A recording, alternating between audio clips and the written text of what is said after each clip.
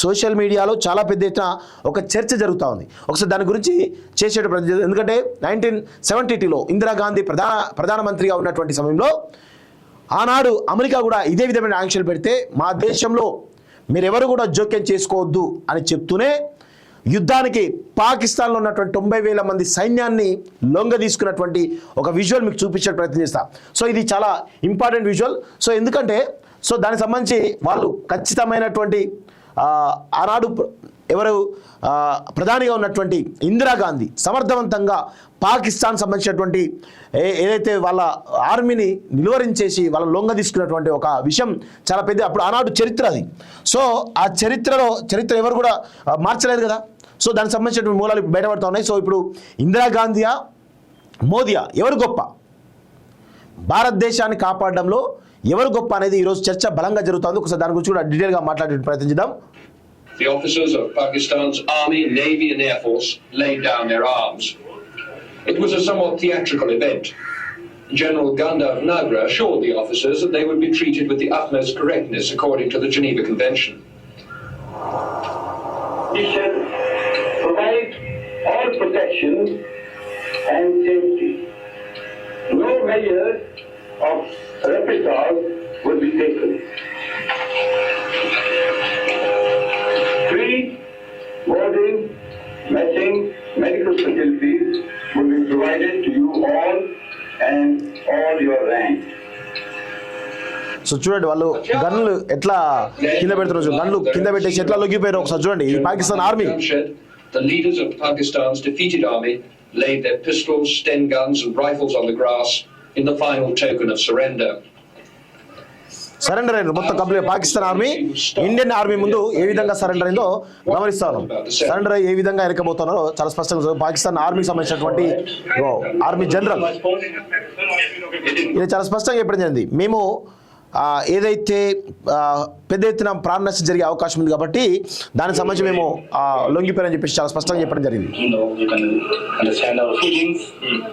But as a general said, it does happen, and so people have to play the game, and I think it's a part of the game. We have to accept it in good ways. Why did you, in the end, surrender? Because for the consideration of the human lives. Human లైఫ్స్ని ఆలోచించి చేసి చెప్పేసి చాలా స్పష్టంగా చెప్తున్న విషయం గమనిస్తాను. So ఇక్కడ చూడండి చాలా పెద్ద ఎత్తున అందరూ కూడా ఏ విధంగా సబ్మిట్ చేస్తూ ఉన్నారో చాలా గమనిస్తాయి. వాళ్ళ గన్నులను తీసుకుపోయి కూడా ఇండియన్ ఆర్మీ ముందు సరెండర్ చేసి దాదాపు 90,000 మంది సైనికులు ఈరోజు ఆనాడు మన ఇండియన్ ఆర్మీ ముందు సరెండర్ కావడం జరిగింది, లొంగిపోవడం జరిగింది. సో చాలా పెద్ద ఎత్తున ఇగో గన్స్, ఇగో చూడండి గన్స్ చాలా పెద్ద ఎత్తున ఉంటాయి ఇక్కడ. మీకు వాళ్ళందరూ కూడా గన్స్ ఇవన్నీ ఏ విధంగా లొంగిపోయినరో చాలా స్పష్టంగా ఈ విజువల్స్లో చాలా స్పష్టంగా మీకు కనబడతా ఉంది. ఇగో ఇవన్నీ కూడా ఇదంతా ఇప్పుడు 1972లో జరిగినటువంటి విషయం. పాకిస్తాన్ ఆర్మీ 90,000 మందిని ఆనాడు ఇందిరాగాంధీ లొంగ తీసుకున్నటువంటి విషయం చరిత్రలో ఇప్పటికి కూడా కనబడతా ఉన్నాయి వాటి. సో ఇప్పుడు చర్చ అంతా కూడా ఎక్కడ జరుగుతూ ఉంది, ఇందిరాగాంధీ గొప్పనా మోడీ గొప్పనా అనేటువంటి చర్చ చాలా బలంగా జరుగుతూ ఉంది. సో అందుకే పాకిస్తాన్కు భారతదేశం లొంగిపోయిందా లేకపోతే భారతదేశానికి పాకిస్తాన్ లొంగిపోయిందా, మనం ఎందులో తక్కువ?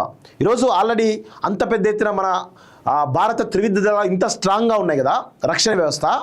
ఈ క్రమంలో మనకి యుద్ధం స్టార్ట్ చేయలేదు, వాళ్ళు యుద్ధం స్టార్ట్ చేశారు, మరి తిప్పికొట్టేటువంటి ప్రయత్నం చేసి తప్ప యుద్ధానికి ఇంకా రంగంలోకి దిగకముందే ఈరోజు కాల్పుల విరమణ ఒప్పందాన్ని అంగీకరించడం, మరి దానికి గల కారణాలు ఏంటి అనేది తెలియడం కూడా భారత ప్రజలకు తెలియాల్సిన అవసరం అయితే ఉంది.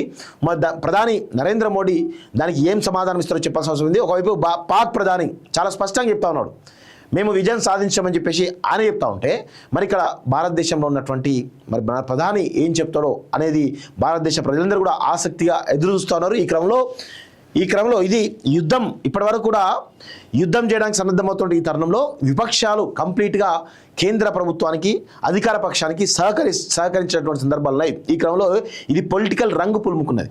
దీనిలో భాగంగా 1972లో ఇందిరాగాంధీ చేసినటువంటి ఒక సాహసోపేతమైనటువంటి కాశ్మీర్ సంబంధించినటువంటి యుద్ధం ఏదైతుందో అది గుర్తుకు చేస్తూ ఈరోజు మోడీకి సవాళ్ళు విసురుతూ ఉన్నారు. మరి దీనికి ఈ సవాల్ను మరి ఏ విధంగా మోడీ స్వీకరించి భారతదేశ ప్రజలకు ఏ విధమైన సమాధానం చెప్తారో చూడాల్సిన అవసరం అయితే ఉంది మిత్రులారా. సో ఇది ప్రస్తుతం జరుగుతున్నటువంటి చర్చ. విదేశాల్లో ఉన్నత విద్యను చదువుకోవాలని అనుకుంటున్నారా? అయితే వెంటనే ఫ్లైగ్రాడ్ ఓవర్సీస్ ఎడ్యుకేషన్ కన్సల్టెన్సీని సంప్రదించండి. మీ విదేశీ కలలను సాకారం చేసుకోండి. ఫ్లైగ్రాడ్